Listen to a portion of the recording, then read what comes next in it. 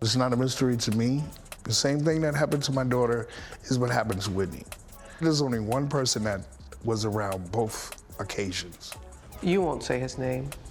Nick Gordon is who you're referring to. I won't say his name. Whitney Houston and Bobby Brown's daughter, Bobbi Kristina Brown, has been gone for years, but according to her father, the mystery surrounding her death still doesn't add up. Like many others, Bobbi has spoken out multiple times, suggesting that Chrissy's ex, Nick Gordon, wasn't just linked to her tragic passing, but possibly to Whitney's as well. Allegedly, there's a whole lot more to this story, and the whispers on the street claim that Chrissy knew exactly what happened to her mother. And get this, some say the chilling similarities between their deaths weren't a coincidence, but part of a plan. Now, here's where things get even messier.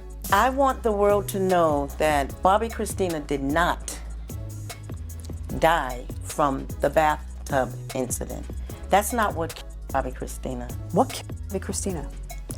Bobbi Kristina was starved to death. Do you approach that? He knows what happened. I don't know what happened that night, but he does. You walk through that door and you see her much like you saw Whitney. It was literally, it was a nightmare all over. It's been said that Chrissy was present during some of Whitney's most intense clashes with people like Clive Davis, especially around Grammy time. So what did she really know about her mother's final moments? And could that knowledge have played a role in her own tragic fate?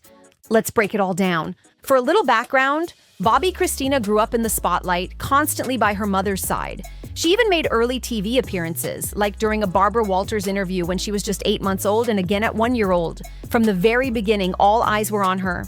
But did that also make her a target? Bobbi Kristina also had her moments in the spotlight, like when she joined her mother on stage at the 1994 American Music Awards as Whitney accepted her award. But when Whitney passed, Chrissy was one of the people who suffered the most. She was absolutely devastated, and the pain was so unbearable that she had to be hospitalized after breaking down following the discovery of her mother's body in that Beverly Hills hotel room. Despite her grief, Chrissy put on a brave face during Whitney's funeral and memorial services, standing strong in the public eye. But as the days went on, the tragedy only pulled her deeper into the spotlight. The family tried to shield her, but that didn't stop her from stepping into the industry. She landed a role in a Tyler Perry series, though she didn't stay for long, appeared at the Billboard Music Awards, and even sat down for a high-profile interview with Oprah. She was trying to move forward, but heartbreak clung to her every step. Then came the unthinkable. And then it's Grammy time, and her and Clive had a fight 2 days before. And from what I was told, Bobbi Kristina was present for some of that fight. And then the next thing you know, she's... On January 31st, 2015, Chrissy was found unresponsive in the bathtub of her Georgia home, the same tragic scene as her mother's passing. Nick Gordon was the one who discovered her, and after months in a coma, she was moved to hospice care, where she tragically passed away on July 26, 2015. The official cause? A deadly mix of drowning and intoxication. The toxicology report revealed alcohol, a Coca-Cola-related substance, sedatives, anti-anxiety meds, and even morphine in her system. But here's where things get murky. The Fulton County medical examiner couldn't determine if her death was an accident or something far more sinister.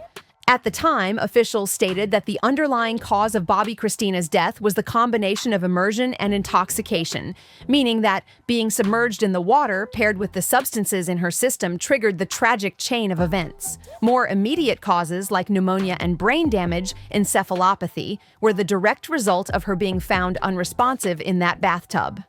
But here's what's eerie. Bobbi Kristina's death mirrored her mother's in ways that are just too chilling to ignore. Whitney Houston was found unresponsive in the bathtub of the Beverly Hilton Hotel on February 11, 2012. She was only 48 years old. Official reports stated that she died from accidental drowning, and toxicology results revealed a small amount of a Coca-Cola-related substance in her body. But that wasn't all. Traces of Xanax and other substances were also present. Now, according to the official story, Whitney may have suffered a heart attack, allegedly triggered by hardened arteries, which caused her to lose consciousness and drown. But here's the problem. The coroner found zero evidence of an actual cardiac event. So, was that heart attack theory just a convenient cover-up? The autopsy only noted that Whitney had mild heart disease and some artery blockage, something common in smokers, but nowhere did it confirm that she collapsed due to a heart attack. So if that wasn't the reason she lost consciousness, what really happened in that bathtub? And how did her daughter end up suffering the exact same fate just 3 years later? When it came to the Coca-Cola levels in Whitney's system, the coroner confirmed that while she had used some, it wasn't enough to have caused her death. So that brings up the real question. What actually led to her being submerged in a tub of scalding hot water to the point where she couldn't get herself out? And then it's Grammy time. That happened. And her and Clive had a fight 2 days before.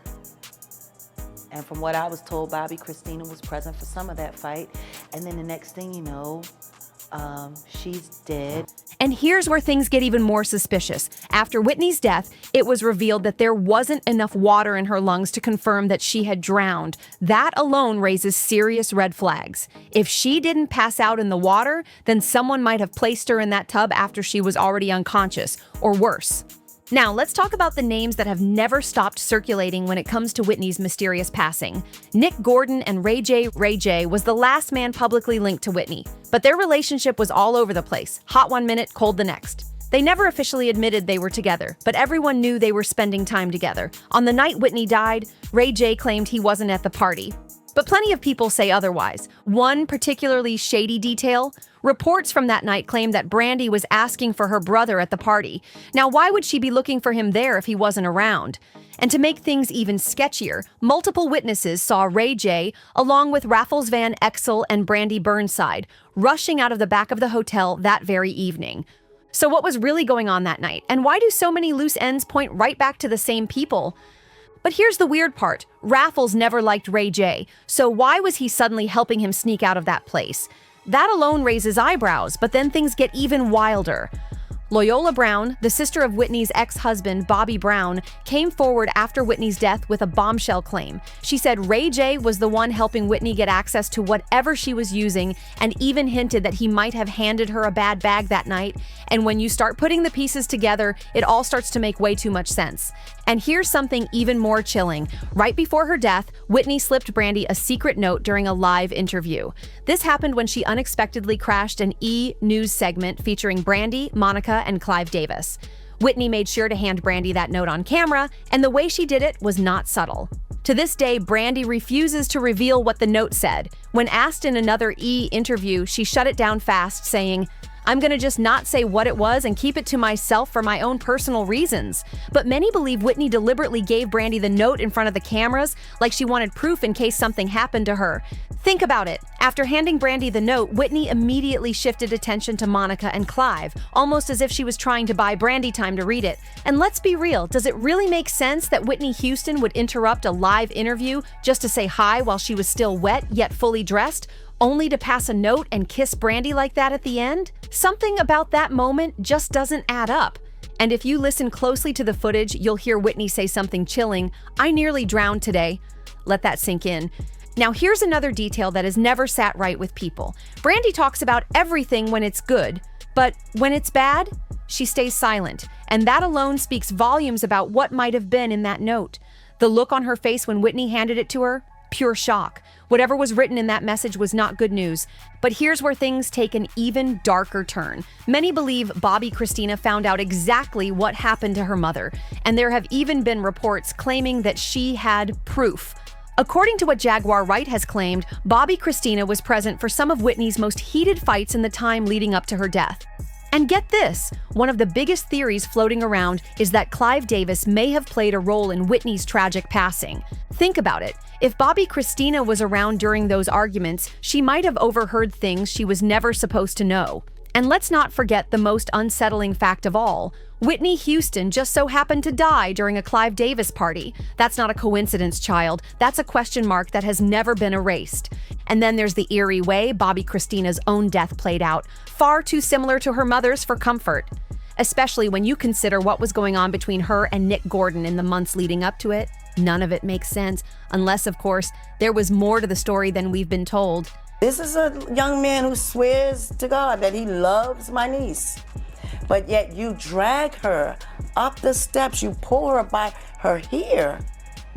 You pull her by her hair and you punch her in the face and you knock 2 of her teeth out of her mouth. And let's not forget, Bobbi Kristina wasn't just Whitney's daughter, she was her shadow, her confidant, the one who saw everything up close. If she truly knew what happened to her mother, then it's no surprise that she may have been in danger too. In the months before her death, Bobbi Kristina was spiraling. Friends claimed she was paranoid, saying things like, "They're coming for me," and "I know what happened to my mom." But instead of getting protection, she was surrounded by the wrong people, especially Nick Gordon. Now, Nick's role in all of this is highly questionable. Remember, he wasn't just her boyfriend. He had been taken in by Whitney and raised alongside Bobbi Kristina as a brother figure before their relationship turned romantic. But some say Nick wasn't just a toxic influence. He was a handler. Reports surfaced that Bobbi Kristina had bruises and missing teeth before she was found unconscious in that bathtub. Her close friends alleged that Nick controlled her life, cut her off from people who cared, and even stole money from her. And just like her mother, she ended up alone, unconscious, and submerged in water, with no clear explanation of how she got there. The connections between Whitney's death and Bobbi Kristina's are too many to ignore. If Bobbi Kristina was silenced because she knew too much, then the real question is, who was behind it? Apparently, Bobbi Kristina was planning a fresh start. She had been gearing up to move to LA to celebrate her dad's birthday and reunite with her family. But it wasn't just a trip. It was supposed to be a permanent move. She wanted to be closer to Bobby Brown, focus on her own career, and finally step out of the chaos that had been consuming her life. But Nick Gordon wasn't having it. He knew that if Chrissy left, his grip on her would be over, and so would his control over her money, her life, and her decisions. Reports claim that on the very day she was found in that bathtub, she was supposed to meet a friend. And what was she planning to tell them? That Nick wasn't the man she thought he was. She was ready to break free, and Nick knew it. Here's what people close to her say happened. The day Chrissy planned to confront Nick about her decision, she was under the influence and emotional. Nick had been out, and when he returned, things got ugly. They argued, and at some point, Nick attacked her, leaving her bruised and injured. And then he left her alone in that room. And we all know what happened next. Shortly after Bobbi Kristina was moved to hospice care, her court-appointed conservator took action, filing a lawsuit against Nick Gordon to pursue justice on her behalf. The accusations? Causing her substantial bodily harm and stealing money by falsely claiming to be her husband. But that wasn't all. An amended complaint later accused Nick of wrongful death. The shocking allegations that after a heated argument, Nick gave Bobbi Kristina a toxic cocktail that left her unconscious and then placed her face down in the bathtub. The exact same way her mother died. Coincidence or a carefully orchestrated plan? According to Bobby Brown, Nick Gordon was present during both Whitney's and Bobbi Kristina's deaths. And in Bobby's opinion, Nick wasn't just a witness, he was involved. But of course, Nick denied everything. In fact, he even tried to flip the blame, saying that it was actually Bobby Brown's fault that Bobbi Kristina ended up the way she did. Sadly, Nick is no longer here to answer any more questions. He passed away a few years later, and now we may never get the full truth about what really happened to Whitney and Bobbi Kristina. Were their deaths connected? Were they planned? Or was someone even more powerful pulling the strings behind the scenes? What we do know is that the details surrounding both deaths have never made sense. The eerie similarities, too disturbing to ignore. So, what do you think? Do you believe Nick Gordon was involved, or was he just a pawn in something much bigger? Let's talk about it. Drop your thoughts in the comments. And before you go, don't forget to like, subscribe, and share so you don't miss the next deep dive. See you on the next one.